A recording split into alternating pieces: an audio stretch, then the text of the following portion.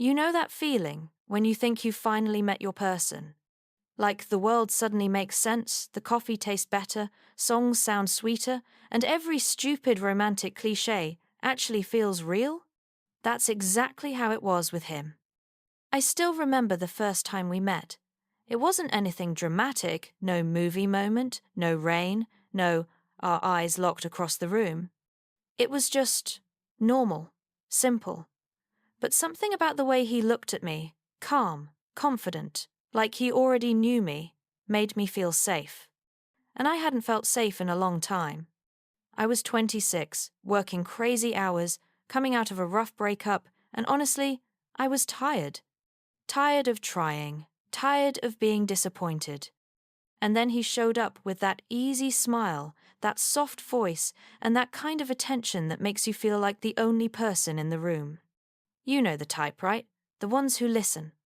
Like, really, listen. He remembered little details, my favorite snack, my cat's name, even how I take my coffee.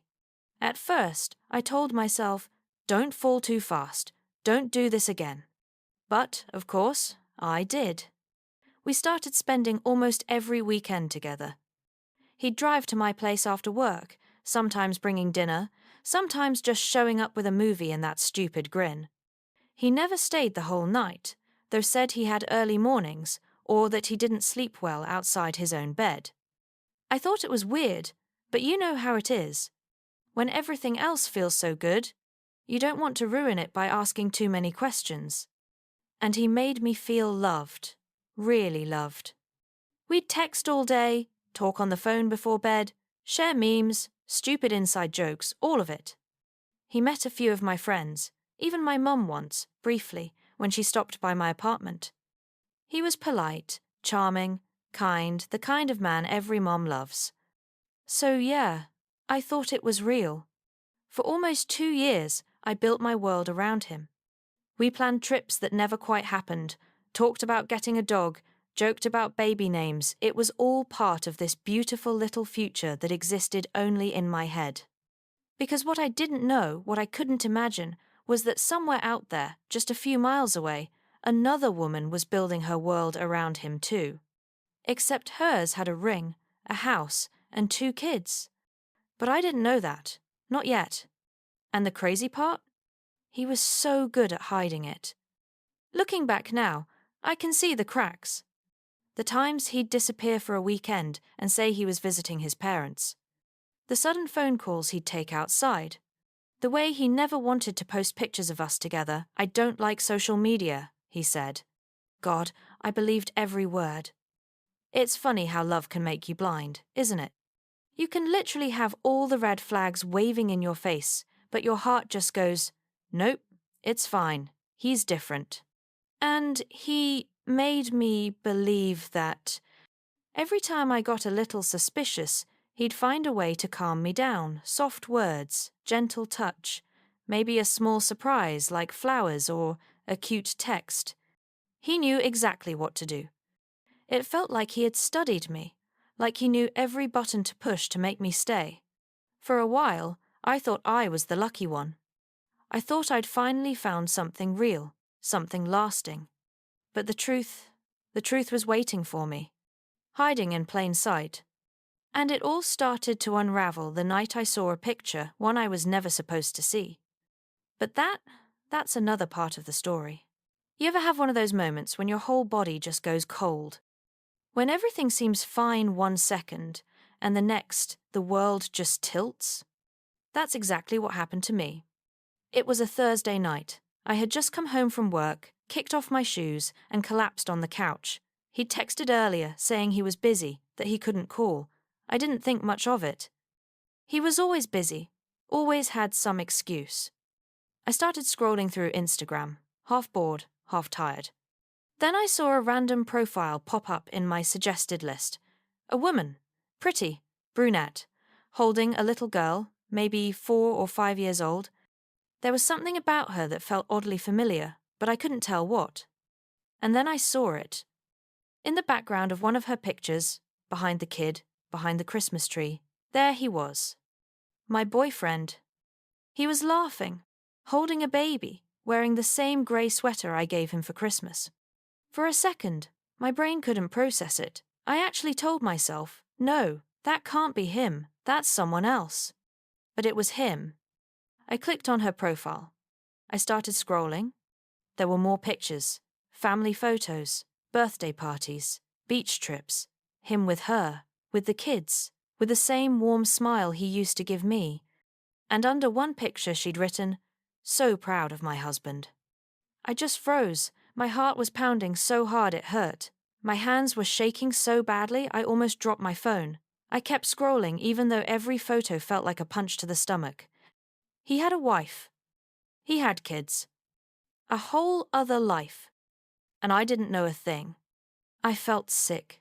I didn't even realize I was crying until I could taste the salt on my lips. I kept whispering to myself, "No, no, no, no, this can't be real." But it was.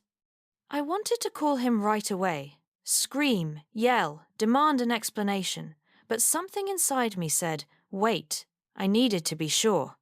So I took screenshots. Every photo, every caption, every comment. I saved it all. The next morning, he texted me like nothing happened. "Good morning, beautiful. Missed you last night."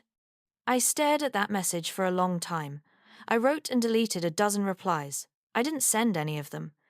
Instead, I said, "Morning. Can we see each other tonight?" He said yes, like always. When he came over, I watched him walk in like nothing was wrong. Same calm smile, same voice, same energy. He kissed me, told me I looked tired, asked if I'd eaten.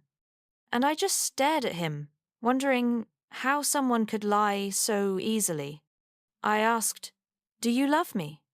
He smiled and said, "Of course I do." Then I looked him straight in the eyes and asked, "Do you have a wife?" He went pale. He didn't say a word.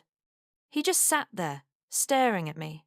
That silence told me everything I needed to know. He finally whispered, "It's complicated." I laughed. I actually laughed, because what else do you even say to that? Complicated. What a word. He started explaining, telling me how his marriage was basically over, how he was planning to leave, how I was the only one who made him feel alive. And part of me wanted to believe him, because I still loved him, because my heart hadn't caught up to my brain yet. But deep down, I knew it was all lies. If he could lie to her for years, he could lie to me just as easily. I told him to leave. I told him I never wanted to see him again. He begged me not to say anything, said it would destroy his family. And all I could think was, what about me? What about the life you destroyed with your lies? He left that night. I didn't sleep at all. Every time I closed my eyes, I saw their pictures. Him with his kids, smiling, happy. He looked happier with them than he ever did with me. That was the moment I realized I was living in someone else's story. I wasn't the main character, I was a secret. A mistake. And I told myself I was done. But it's not that easy, is it? You can know the truth and still wake up missing the lie. That's what I did, for weeks. He kept texting me, calling, begging to explain. And I swore I wouldn't answer. Until one day, I did. And that was the beginning of something even darker. I wish I could tell you I was strong. That after finding out the truth, I blocked his number, deleted his photos, and moved on. But that's not what happened. The truth is, I missed him. Even after all the lies, after all the tears, after knowing that everything between us was built on deception, I still woke up reaching for my phone, hoping to see his name on the screen. It's embarrassing to admit, but love doesn't die the moment you learn the truth. It lingers, it whispers, it tricks you into thinking, maybe, just maybe, it can still be saved. He kept calling, every day. Sometimes I'd ignore him, sometimes I'd answer just to tell him to leave me alone. But every time I heard his voice, all the anger I thought I had just melted. He sounded broken, tired, like a man trapped in his own life. And I believed him. He said he couldn't stop thinking about me, that he was miserable at home, that his wife didn't love him anymore, that they were just roommates, living under the same roof for the kids. He said he wanted to fix things not with her, but with me. I told myself I wouldn't fall for it again. But one night, after too many glasses of wine and too much loneliness, I picked up the phone. And just like that, I was back. He came over the next day. When I opened the door and saw him standing there, I felt that same warmth rush through me, the one that used to make everything feel right. He looked at me like I was the only person in the world. He hugged me, and I cried into his chest. He said he was sorry, said he couldn't lose me, said he was going to leave her. I wanted to believe it. God, I wanted to believe it so bad. We started seeing each other again, but it was different now. Every time he texted late at night, I wondered who was next to him. Every time he said, "I love you," a part of me heard the echo of him saying it to someone else. But I still stayed. He told me he was getting things in order. That leaving wasn't simple, that he had to protect the kids. And I told myself to be patient. I told myself that good things take time, that maybe real love requires sacrifice. But slowly, that sacrifice started to feel like self-destruction. Weeks turned into months. Every weekend, the same excuses. I can't come tonight. The kids are sick. She's having a hard time. And I'd sit there in my apartment, staring at my phone, pretending I understood, pretending I wasn't slowly falling apart. I started lying too to my friends, to my mum, even to myself. When they asked if we were still together, I said no, because technically, what we had wasn't really a relationship anymore. It was something in between love and limbo. A secret that no longer felt exciting, just heavy. He promised me over and over again that he'd leave her. "I just need time," he'd say. But time became an ocean I was drowning in. There were nights when he'd show up late, smelling like perfume that wasn't mine. He'd swear it was nothing, that I was imagining things. And I'd sit there, silently convincing myself to believe him, because the alternative, that he was still lying, was too painful to face. I remember one night, I asked him, "Do you ever feel guilty?" He said, "Every day." And for some reason, that made it worse. Because if he felt guilty and still didn't stop, what did that make me? I started to hate myself. Not him, me. For staying, for waiting, for hoping, for letting a man who belonged to someone else define my worth. I stopped recognizing myself. I used to be confident, independent, full of life. But with him, I became small, careful, quiet, always waiting. Waiting for his calls, his messages, his attention. Waiting for a future that would never come. My friends started to notice. They'd ask why I looked tired, why I'd cancel plans last minute. I'd make excuses, "Work's been crazy. I'm just not in the mood." But the truth was, I was living two lives. One in the daylight, pretending to be okay, and one in the dark, built entirely around him. The longer it went on, the more it broke me. He started to pull away, just a little. Less texting, fewer visits, more excuses. And every time he pulled away, I'd chase harder. It's pathetic, but I kept thinking, if I just loved him enough, if I just waited long enough, he'd finally choose me. There was one night I'll never forget. He called me from his car, said he was driving around to clear his head. He told me he'd had another fight with his wife, said she knew about me now. My heart stopped. He said she'd seen my name pop up on his phone, that she confronted him, that she cried. I didn't know what to say. I didn't even know what I wanted to happen. A part of me wanted him to finally be free. Another part of me knew it wouldn't fix anything. I asked him what he was going to do. He said, "I don't know." That's when it hit me he was never going to leave. Not for me, not for himself, not for anyone. After that call, things got weird. He started disappearing for days, then a week, then two. When I finally reached him, he said things were complicated, that his wife was threatening to take the kids. And I believed him, again, because when you love someone, you'll believe anything that keeps you from letting go. But deep down, something inside me had already started to die. I stopped sleeping. I'd wake up in the middle of the night, check my phone, scroll through old texts just to feel close to him. I'd reread the messages where he said he loved me, trying to convince myself they still meant something. But they didn't. He started making me feel like the problem, like I was the one being unreasonable, impatient, demanding. And I started apologizing for everything, for wanting to see him, for wanting to be chosen, for wanting something real. That's what love with him turned into me apologizing for needing the bare minimum. I remember one Sunday, I went out for a walk, just to clear my head. It was early spring, the air was cold but fresh.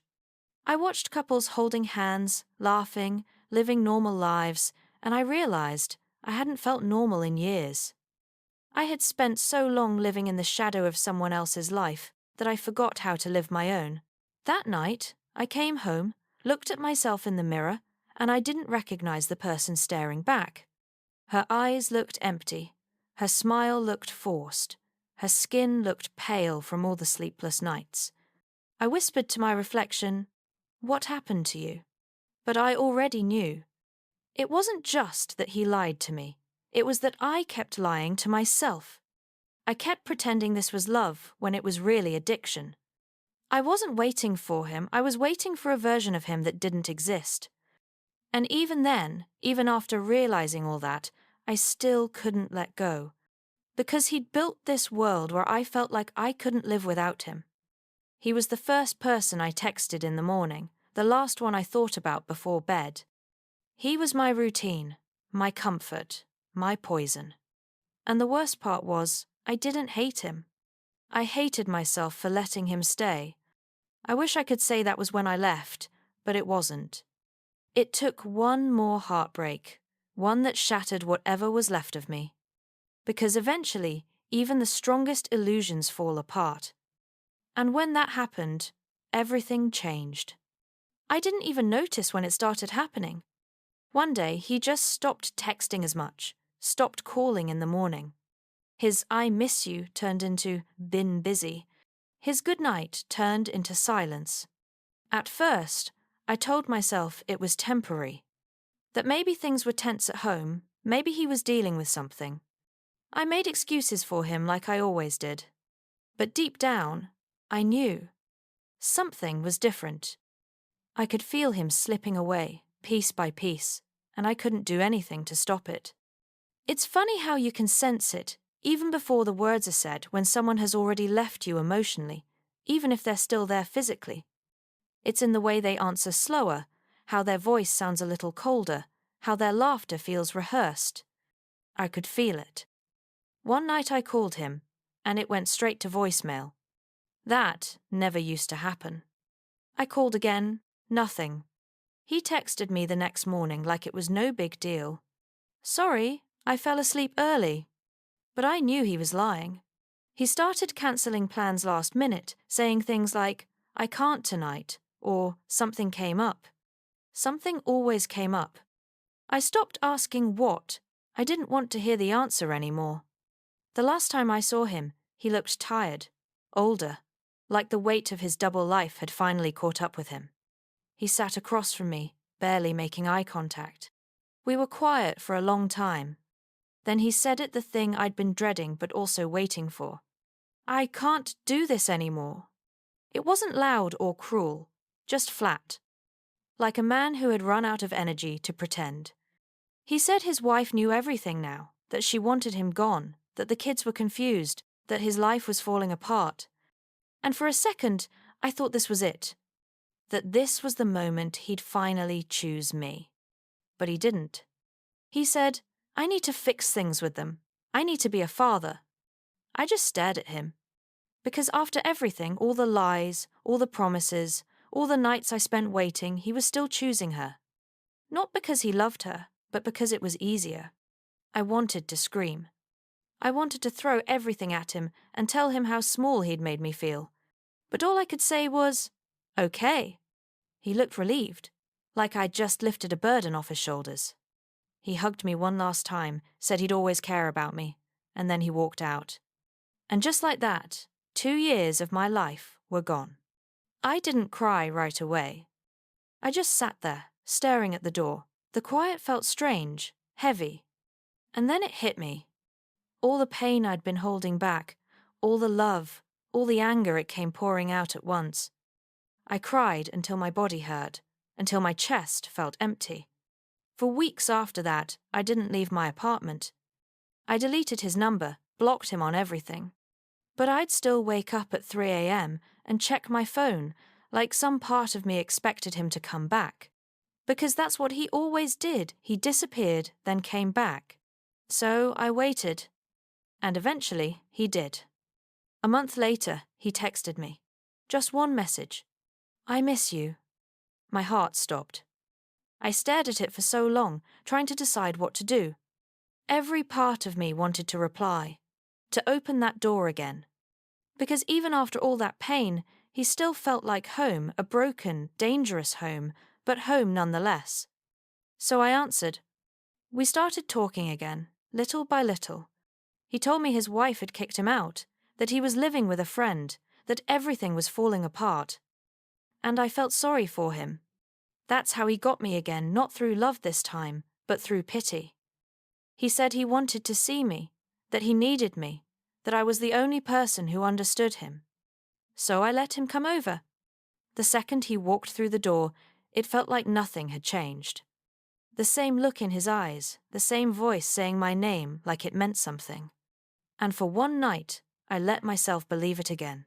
But the next morning, when I woke up, he was gone. No note, no text, nothing.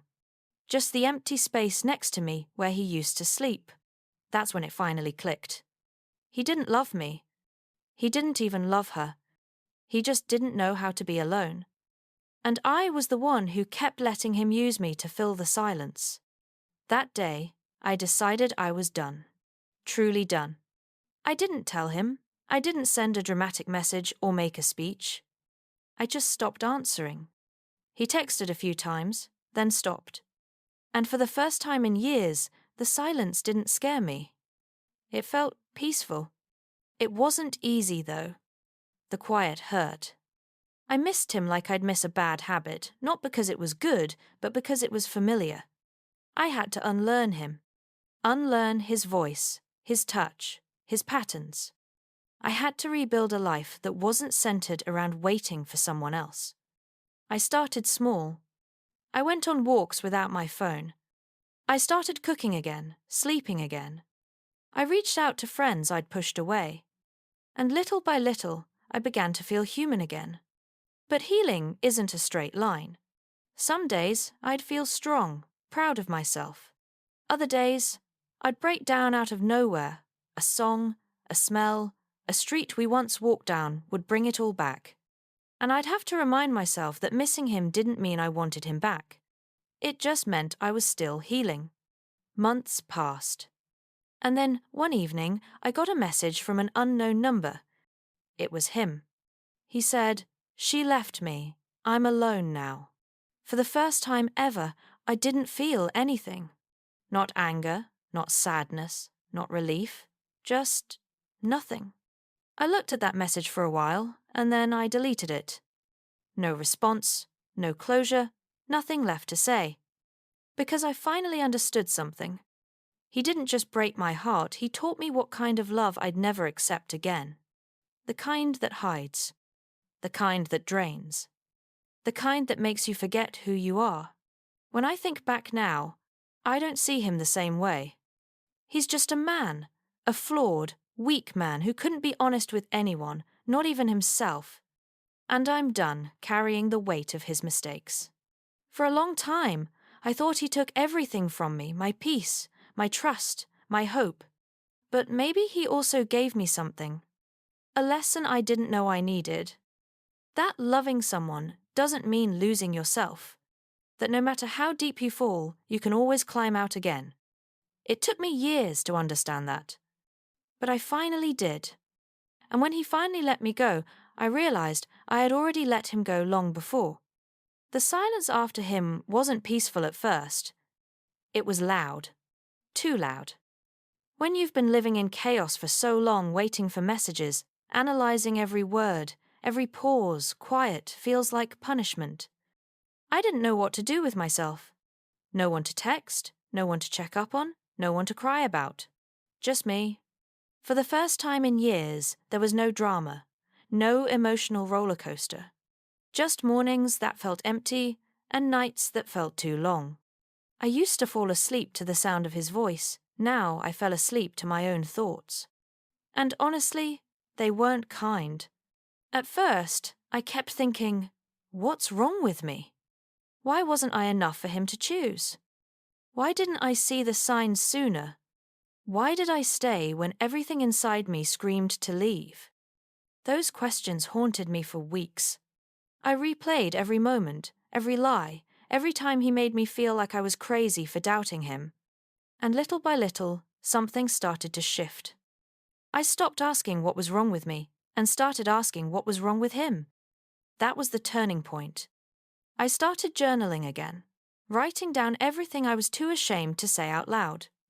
The anger, the confusion, the humiliation, I poured it all onto paper. And it felt like unclogging something inside me.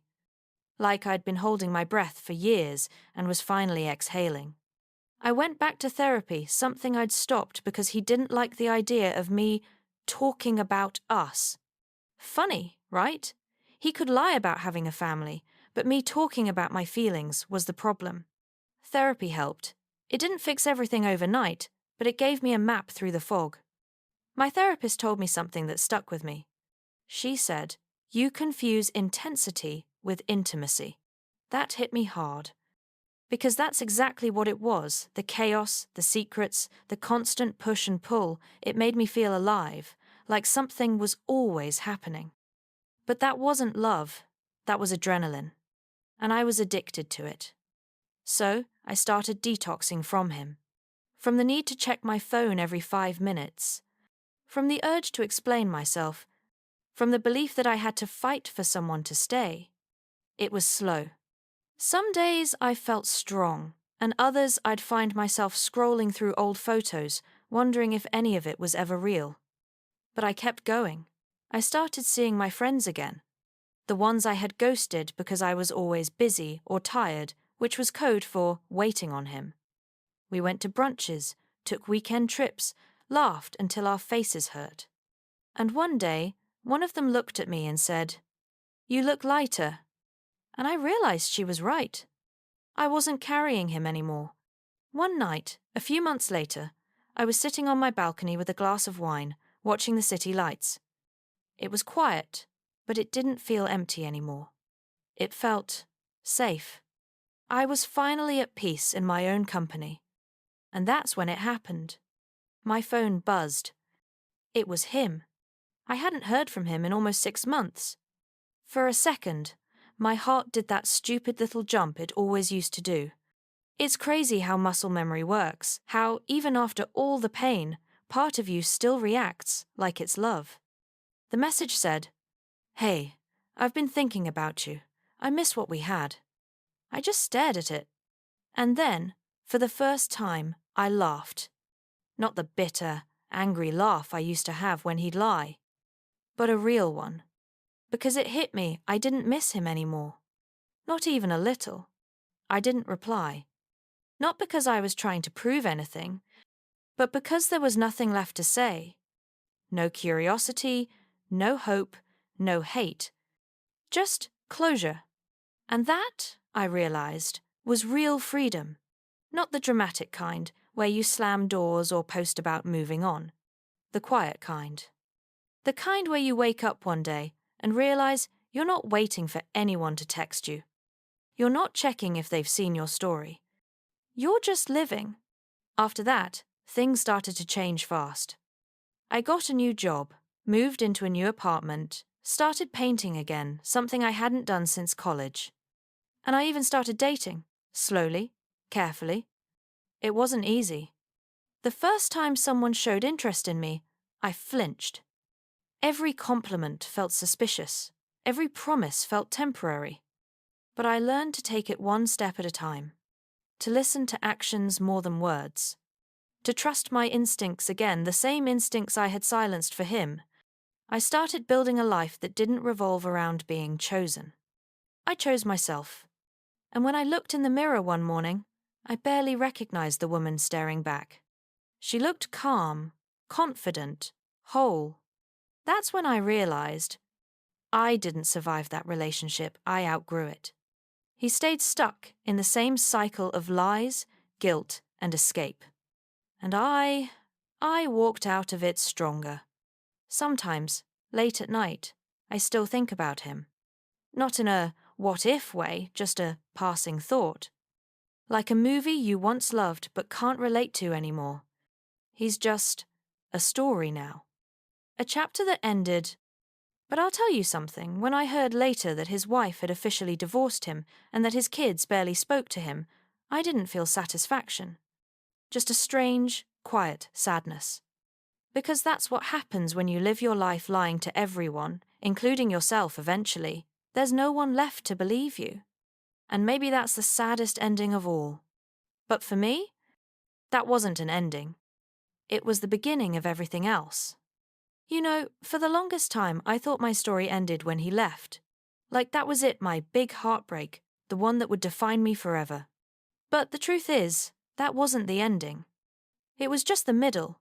Because endings, real ones, don't happen when someone walks away. They happen when you finally stop looking back. It took me a long time to understand that. I used to replay everything in my head. The first time we met, the nights we laughed until sunrise, the mornings he said he loved me. I wanted those moments to mean something to justify all the pain that came after. But love built on lies always collapses, no matter how beautiful it looks in the beginning. And when it does, you can either sit in the rubble or start building something new. I chose the second. I won't lie to you, healing didn't feel beautiful. It was lonely, uncomfortable, messy. There were days I woke up crying, days I missed him even when I didn't want to, days I questioned if I'd ever feel whole again. But little by little, I did. You know what really saved me? I stopped waiting for closure from him. I stopped needing him to admit what he did. Because sometimes the apology you need the most never comes. And you have to give it to yourself. I forgave myself for staying too long, for believing too much, for losing myself in someone else's world. I forgave the version of me who didn't know better, because she was just trying to love with what she had. And now, I love differently. Not from emptiness, but from fullness. Not to prove my worth, but to share it. I used to think love was about finding your other half. But now I know love is what happens when two whole people choose to walk side by side. Not hiding, not pretending, just being real. And maybe that's the real happy ending, not the guy, not the apology, not even the revenge. Just peace. Peace with yourself. Sometimes, when I tell this story, people ask if I'd do it all differently. If I could go back and stop myself from falling for him. And honestly, no. Because that girl, the one who believed, who loved with her whole heart, who got hurt but kept going, she built the woman I am now. I don't hate him anymore. He's a lesson. A reminder of how far I've come and what I'll never allow again. So, if you're watching this and you're in that place, where you're waiting for someone who keeps breaking you, where your heart feels heavy but you still can't let go, I want to tell you this. You will get through it. You will stop checking your phone. You will stop crying in the shower. You will wake up one day and the first thought won't be about them. It'll be about you. And that day will feel like freedom. You'll laugh again. You'll love again. But most importantly, you'll trust yourself again. Because the person you become after heartbreak, she's stronger than you can imagine. She's wiser, softer, more real. She doesn't settle for almost. She doesn't beg to be chosen. She is the choice. So here's to all of us who loved and lost, and came back home to ourselves. If my story resonated with you, share yours in the comments. You never know who might need to hear it. And if you're still healing, take your time. There's no deadline for becoming whole again. Hit like if you've ever had to let go of someone you loved, not because you stopped caring, but because you finally cared about yourself more. And subscribe if you want to hear more stories like this one. Real stories from real women. Because every scar has a story, and every story deserves to be told.